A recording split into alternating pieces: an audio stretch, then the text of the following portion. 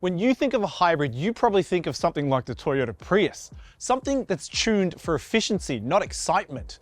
Well, I've got something here that turns that formula on its head.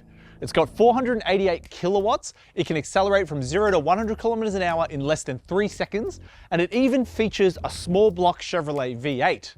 Let me introduce you to the 2025 Corvette E-Ray.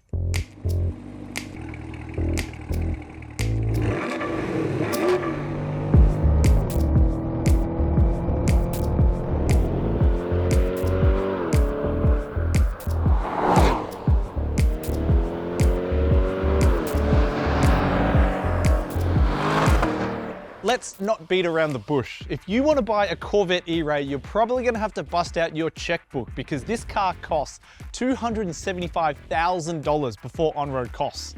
That makes the E-Ray a whole 93 grand more expensive than the entry-level Stingray, but keeps it under that top spec Z06 that costs $336,000. Aside from the stonking powertrain, which I'll get to in just a bit, the E-Ray also has a long list of equipment to justify its price. There's a usual fare you will see even in the base Stingray, such as dual zone climate control, leather interior, power adjustable sports seats, a color head-up display, a wireless smartphone charger, and a 12-inch digital instrument cluster, as well as an 8-inch infotainment touchscreen. But the E-Ray scores a number of features to differentiate it from the Stingray. For starters, the E-Ray has the Z06's wider body to fit larger wheels, as well as adaptive suspension, body-colored accents, a carbon fiber and leather steering wheel, and a stealth mode that I will explain a bit later on. Is it a lot to spend on a Corvette? Well, yes, but think of it this way. This is the most affordable mid-engine hybrid supercar you can buy in Australia and is a fraction of the price of a Ferrari or McLaren. But let's say the Corvette E-Ray isn't the supercar for you. Maybe you want something more exotic, more Italian. You can check out the Ferraris and Lamborghinis we have on sale on Drive Marketplace, but know that those cars will cost you more than this one. There's no mistaking the styling of the new generation C8 Corvette, now that they've moved the engine from the front to the middle. It's a striking, imposing design that has so much road presence. It's everything you want out of a supercar like this. But if I'm going to be completely honest, I don't love the look of this car from every angle. From the front, it's suitably angular and sharp and keeps the 2025 model in line with all generations of Corvette that have come before all the way back to 1953. But the profile and rear just look oddly proportioned to my eye, especially when you see it in the metal and realize the rear deck lid is so long and flat.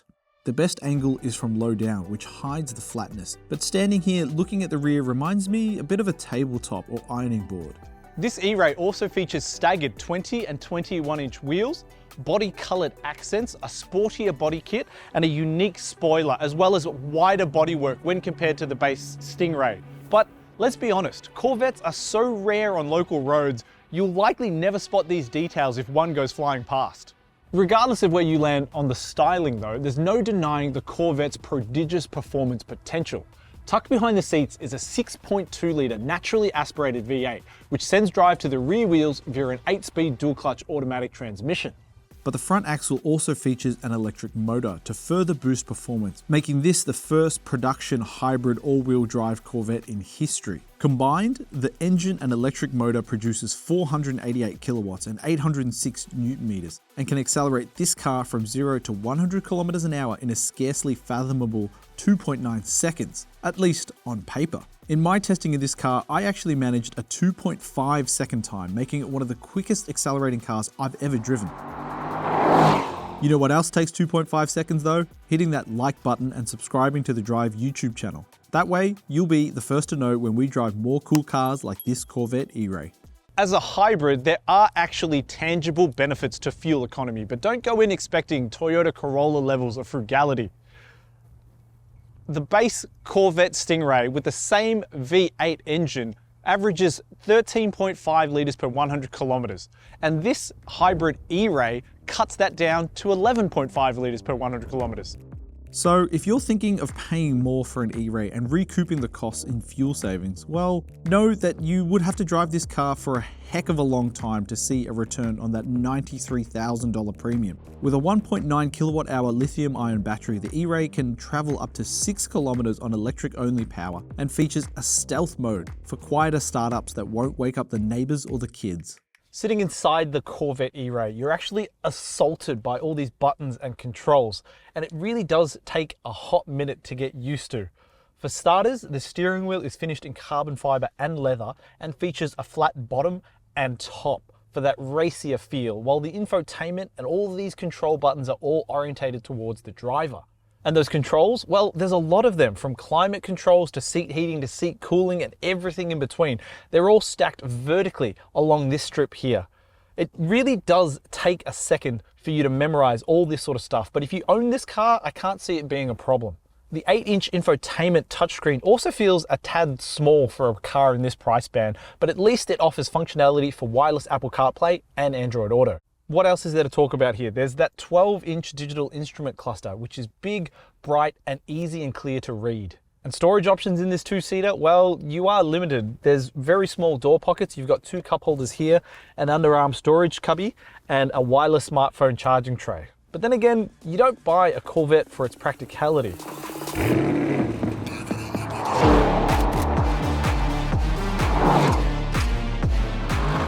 You would buy a car like this for its sheer performance potential. For starters, that electric motor on the front axle that augments that V8 that powers the rear axle combines for such phenomenal performance. I've already described it before, but 0 to 100 kilometers an hour in this car takes just 2.5 seconds, making it one of the quickest accelerating cars available in Australia. In fact, this E-Ray can accelerate to that landmark triple-digit time faster than the flagship Corvette Z06. And with that electric motor in play, power delivery is so smooth, it's so effortless, it's just so easy to drive this car fast around a racetrack like Sandown. The steering is well weighted and connected and doesn't take that much turn to get the front end dipping into a corner. Clipping apexes is a breeze, and because the rear tires are so thick, measuring 345 in the rears, there's a phenomenal amount of grip, even though it's a mid-engine supercar. And I've driven fast mid-engine cars before, and there's a lairiness to them, there's an edginess that this Corvette E-Ray just doesn't have. It is stupidly easy to drive quick.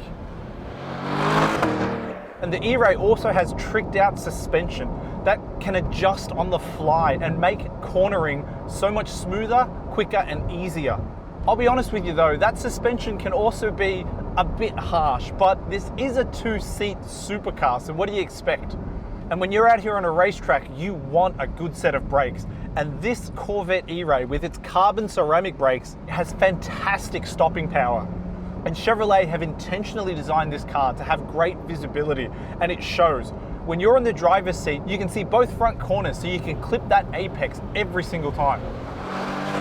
And when you're out on a racetrack or driving enthusiastically, these bucket seats are great, giving support in all the areas that you need it when you fling the Corvette into a fast corner. And don't be disheartened that this Corvette is a hybrid, because the exhaust is fantastic. You can really hear that 6.2 litre V8 roaring when you get onto it.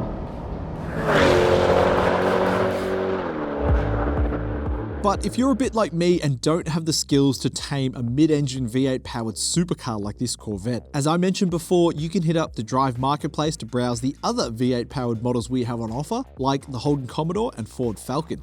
It's hard to argue that the Corvette E-Ray doesn't offer phenomenal bang for buck, but the biggest hurdle it has to overcome might not come from Ferrari or Lamborghini, it might come from within its own stable.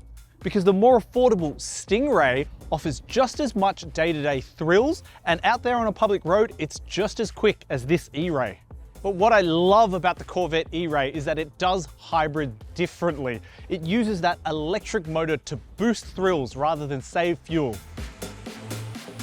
But if you're after a pure V8 driving experience, Tom Fraser has recently driven the new generation Ford Mustang with its 5-litre Coyote engine on local soil. So check out his review above to see if it lives up to the name.